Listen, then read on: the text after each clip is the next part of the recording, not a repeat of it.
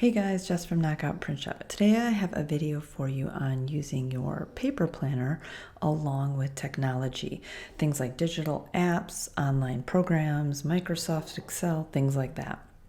So I'm going to talk to you about how I use my paper planner and how I use or leverage technology at the same time. If you've watched some of my videos in the past, you know that there's certain areas of life I think that technology definitely trumps paper planning. So there's certain things like, for example, finances, that I think using an app and different online programs and things like Microsoft Excel definitely beat out using a paper planner. Well, I know that's a personal preference. I just definitely think there's some ways most of us can take advantage of technology to be more effective and efficient.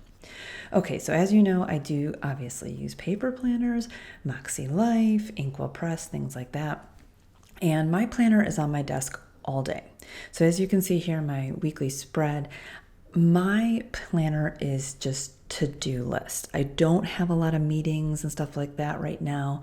You can see a few like little meeting stickers at the bottom, but mostly my planner is laid out on my desk next to me, and it is a to-do list for work, for home, for things, all the things. So that is the main function that my planner serves. Okay, so the number one area I leverage technology is with finances. I did a video in the past about why I think digital trumps paper planning when it comes to finances, so you can always go back and watch that. But I think it's to our benefit to leverage technology with finances. So as you can see, I use YNAB and a few other apps. I'm obviously not going to open those and show that personal information, but I do use primarily apps and digital technology for finances. So I know a lot of people do use their paper planner to do financial planning and budgeting and things like that. But I think trying to manage things like your budget, sinking funds, all of that is much easier when you're using some kind of program or app where it's doing all the accounting for you. You have it on hand at all times, just in your phone. It just makes staying on top of your budget and finances a lot easier when it's in the palm of your hand, and you don't have to do the math or keep up with it. So with that said, there are a few things I do with finances in my planner. So you can see here in this spread, I'm using the sidebar to list our monthly personal bills, and then I also have our little corner stickers. In the bottom left corner of each date, the corresponding bill is due. So this just gives me a little bit of a reminder as to when that bill is due. Things like our mortgage, and our electric, and actually our water, we don't have those on auto payment. We do pay those manually. So I do like, even though I know when they're due, and I pay all my bills basically on the first of the month, I do like to have that in my month view to go, okay, this is due then. Did I go in and pay it online? Things like that. So again, we do pay our bills the first of the month, except for our water bill, because we don't get that bill in the mail until a few weeks in. So that one gets paid later. But I do find having this kind of month at a glance where I can check things off super helpful. The other place I'm showing you right now is in my cloth and paper. Sorry, that was fast. In the front of it, each month she has this little bills checklist, which I like. So when I use cloth and paper, I use that. I also, in some weekly spreads, will use a sticker to indicate our kind of quote unquote payday. I do pay us once a month, and then I will note once I've paid us, the next day is my little reminder to go through and pay all of our personal and business bills. So I don't put business bills here in my monthly paper planner spread. I do have a business budget in YNAB, but I keep this, as you can see, just for personal. All our business bills are on auto pay, and I have a different process for that. But this kind of houses my make sure you're on top of all these bills page. The other thing I'll use my month at a glance or month view for is irregular bills, like our estimated quarterly taxes. So that's not something that's on auto pay. It's obviously about every 3 months, I think we pay that. So I will note that in the month that it's due in the month view. So that's another way that I use my month view to manage my finances, along with, again, just making sure that I have these things paid, check them off. It's just a double check. So you can see here I'm showing you how I note when our quarterly bills are due. I'll use like a month label, things like that. So that is basically how I use my planner for finances, but then the main actual accounting will happen within YNAB, where I'm breaking down my budget, paying bills online, and I also use Excel to kind of keep like a running report of everything. Even though YNAB does have reports, I do have spreadsheets that I use to kind of look at year-over-year data with our finances. The only other program I use for finances is QuickBooks Desktop, which I use for all our business bookkeeping. I manage our daily transactions in there. I generate P&Ls for our accountant. All of that gets done in my QuickBooks. And then you can see here what I'm showing you is my weekly action steps. I will definitely make a little check whenever it's appropriate to pay bills, pay sales tax, escrow our taxes, reconcile bank accounts. So basically my planner serves as a reminder checklist of financial tasks, but then the actual execution of the tasks is happening within the digital program. All right, so the other area that I use technology and my paper planner is with business. So this is something that new that I'm trying. So before I'd have these super long list. It was like film video, edit video, upload video, make thumbnail. It would make a full column of tasks. Now what I've been doing is using the free version of Asana. So it's a project management type of software. So what I'll do is I will put something like film video, and that'll be one of the tasks for the day. But then I will go into Asana, like you can see here, and I have a template of everything that's involved, each step of video, right?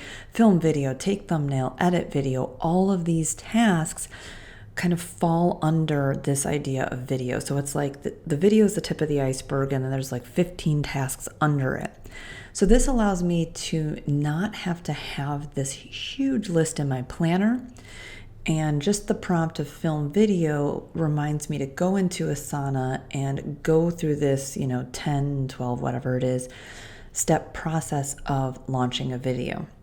So I can have this template project to-do list within Asana and replicate that every single week. So when I'm filming a particular video, I make sure I haven't missed any of the essential steps.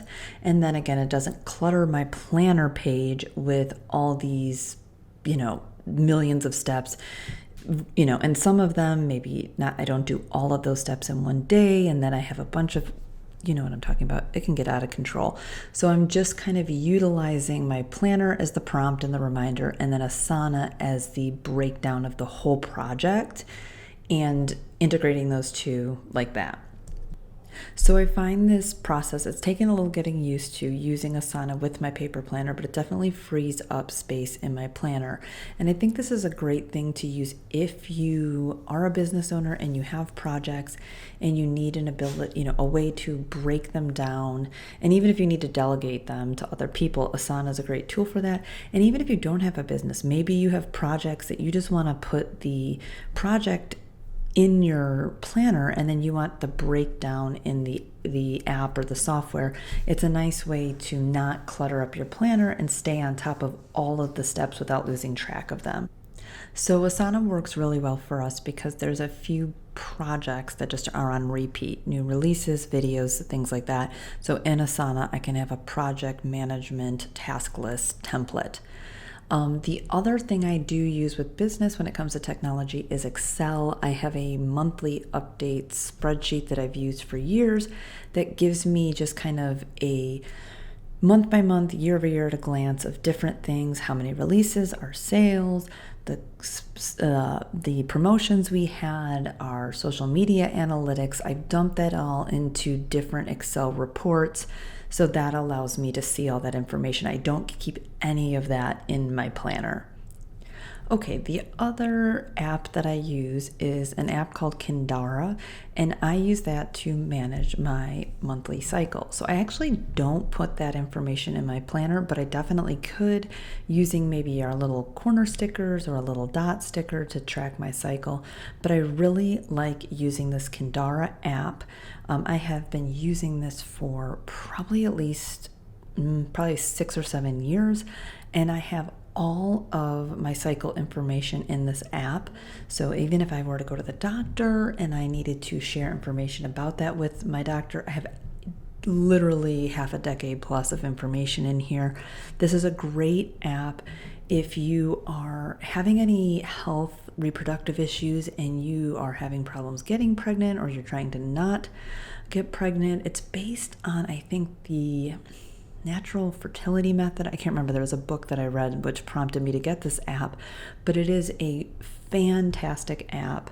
And I love using this for that area of life. And again, you could integrate the app with your month view paper planner or week view and somehow notate with a little icon sticker, when your cycle starts, stops, things like that. And it is great because if you are tracking your cycle in your month view with just a little icon, you can put the details within the app. So again, if you ever need to reference symptoms, things like that, you have all of that in the app, and that's great. Okay, so the other area that I have just recently started integrating my paper planner with technology is with watering the plants. So right here you can see I'm like flipping through my planner trying to find an example of this. And what I'm trying to find here is the little plant icon and then the phrase water plants. And I don't think I end up finding it. So I don't often use that sticker, even though I love it. But I should. So essentially the way I used to just kind of stay on top of watering all of the houseplants that I have was about once a week. Oh my gosh, you can see it, bottom left yellow dot. I don't know if I find it in the video. I just put water plants. So I would just go and water my plants on a weekly basis. It was just kind of routine. In the summer, sometimes it'd be more, in the winter it'd be less. My friend shared this app with me called Planta, I think it is, and I've started trying to use this. So essentially what you do is you're going through, snapping a picture of your plants, and creating different sites. So you can see there it says like office, living room, and you got a picture of each plant, and then it will and then you tell it is it partially sun, full sun, different things about each room, and then it knows about the plant. So it'll tell you, hey, your monstera needs to be watered today. You'll get the little notification. So I've been trying to use this a little bit, and I'm not 100% sold yet because I do find that my own just natural sense of what my plants need is a little more accurate than this app. There's a few plants it's telling me to water much more frequently than they need, and a few much less. So I'm not sure I'm going to keep going with this, but it is a great app if you are a new houseplant owner or if you're not so great at remembering to care for them. I do use the free version, so it's limited. It doesn't give you like fertilizing notifications, I don't think, and other stuff like that. But if you're not great at remembering to not kill your plants, this could be a great app. You could put the little sticker down on your spread when it told you to water, almost like as a completion, and then you could use the app to go in and water those plants for the day. If you're someone like me that has a ton of plants, you wouldn't want to put like water monstera, water pilea. I used to do that, and my monthly views looked insane. But this is a good way to kind of use technology and paper planner if you're a plant lover. All right, so one of the last ways I integrate technology with my paper planner has to do with appointments. So I don't have a lot of appointments, meetings, time-sensitive things going on right now, but when I did, I was a huge fan of iCalendar / Google Calendar. When I was having a lot of meetings for the marketing company I was working for, I needed to keep track of all of that in Google Calendar, iCalendar, whatever. Mine, I have it so it integrates. And that's great because obviously so many meetings are virtual and via Zoom, and that way you have the Zoom link, and my iMac will pop up the little notification saying, yo, you have a meeting in 5 minutes. And then I'd also put some of the meetings here. You can see in my weekly spread, these are coaching client meetings, some of these. And this is basically to kind of like chunk out part of that day. So if that whole column is my day, and I know I have a couple hours of meetings, it's like, all right, Jess, you can't do all the things because you're going to be tied up with meetings for X amount of time. So that's kind of why I would write down my meetings using a sticker or something like that in my planner, and then have the meeting details also in my iCalendar. Again, the notifications on my computer help me remember my meetings. And if I was out and about, needed to take a meeting on the go, it's a much easier to have that in my phone as well as my paper planner in case I'm not by my planner and I need to remember that I have a meeting. So if you're somebody that has a lot of meetings for work, maybe you're sharing a family schedule with your spouse and you need to coordinate, using your planner to write down your meetings and also leveraging a digital calendar is a great way for everybody to stay on top of what's going on. Okay, so another way I leverage technology is I love Google Drive. You can see there I'm putting to a to-do every Monday. I check in with my clients, and the way I do that is I have Google Docs that I use as kind of accountability check-ins. So that little prompt says, every Monday, go check in with your client and head over to Google Drive and, fill out their form or look at their form. And they also, what I was just pointing to as well, is my little egg count. So I also have a spreadsheet in Google Docs where I keep track of how many eggs our laying hens are giving us each day. So that's another way that I integrate paper planning and some technology. It's nice to just come in from collecting the eggs and put it down and then go into Google Drive and do that. Another thing I do is I do keep track of when we open new bags of feed for our chickens and our pigs, and that way I can keep track of how much they're eating. But I also have a spreadsheet in Google Drive to keep track of the cost and things like that, so I can stay on top of the finances for our homestead. So basically, those are most of the apps that I'm using, along with trying to integrate those with paper planning to get the most effective kind of system going. The other thing I do use is later.com. I mostly use the desktop version, but I use this to schedule and publish all of Knockout Print Shop's Instagram posts. I don't like to go on social media a ton, so this is where I plan out, upload, and auto post those. I do right now, I am trying out in February, putting down at least in my month view each week's video. That kind of helps me as I'm pre-planning content and batch filming. So you can see that there I'm using the flags with the little video icon, and that's just a reminder to me when I'm sitting down to film, these are what you're filming. And then when I'm going into later and uploading and creating posts, I remember, okay, on this day, make sure you put up the image for that corresponding video. So that is another piece of technology that I go to constantly, and I integrate it a bit with paper planning, but I don't spend any time in my paper planner mapping out, scheduling, planning Instagram posts. It's solely just for the video piece because that's just something I need to remember. Okay guys, so I think that is it for how I'm integrating paper planning with some digital apps, technology programs.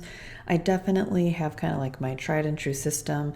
I love my paper planning, and then there's some apps that I think just trump using my planner. The only other things I will do sometimes within my phone is in the notes section. Sometimes I'll make a grocery list and just have that grocery shopping sticker in my planner. I might have a running list within the note section of my phone for things that we need, like wish list stuff. But for the most part, that is what I use. So I don't know. I hope that was helpful. I know this was a bit weird as a voiceover, but I was really I liked how this video looked, and I didn't want to set up the camera and film it again. So we tried a voiceover. So I don't know if this is helpful, guys. Maybe some of those apps are things you haven't heard of before. Maybe they might be helpful to you. What apps do you use? Do you integrate technology and apps with your paper planning? Or are you just ride or die paper planner and you bring it with you? Everybody's different. My planner's on my desk, so it never goes anywhere. So I do need some on the go stuff in my phone, and then I definitely leverage technology to do business stuff, accounting stuff, different things like that. Okay, I'm done rambling. Let me know your thoughts. Are we team voiceover or no? Let me know, and I'll see you next time.